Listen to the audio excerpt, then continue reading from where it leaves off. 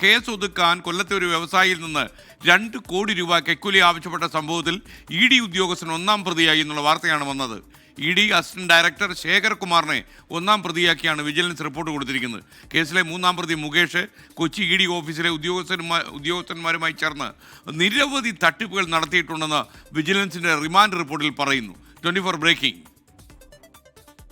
വിജിലൻസിന്റെ remand report പ്രകാരം മഞ്ഞുമലയുടെ ഒരറ്റം മാത്രമാണ് പുറത്തു വന്നിട്ടുള്ളത്.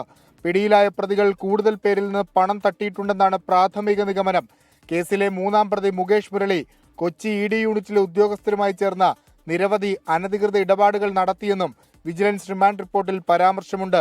മുകേഷിന്റെ 3 ബാങ്ക് പാസ്ബുക്കുകൾ പിടിച്ചെടുത്തു. അറസ്റ്റിലായ ചാർട്ടേഡ് അക്കൗണ്ടന്റ് രഞ്ജിത്ത് വാര്യരാണ് കൊല്ലത്തെ കശുവണ്ടി വ്യവസായിയുടെ വിലാസം തട്ടിപ്പ് സംഘത്തിന് കൈമാറിയതെന്നും വിജിലൻസ് പറഞ്ഞു.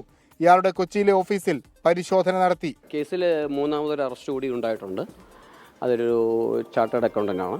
അദ്ദേഹമാണ് പരാതിക്കാരൻ്റെ അഡ്രസ്സ് വിൽസൺ എന്ന പ്രതിക്ക് നൽകിയിട്ടുള്ളത്. നമുക്ക് വ്യക്തമായ എവിഡൻസ് കിട്ടിയതിൻ്റെ അടിസ്ഥാനത്തിൽ അദ്ദേഹത്തെ നമ്മൾ കസ്റ്റഡിയിൽ ചോദ്യം ചെയ്ത് അറസ്റ്റ് ചെയ്തിട്ടുണ്ട്. 1-ാം പ്രതിയായ ED ഉദ്യോഗസ്ഥനെ ഉടൻ ചോദ്യം ചെയ്യില്ല. ഡിജിറ്റൽ തെളിവുകൾ സമാഹരിച്ച ശേഷമാകും തുടർ നടപടി.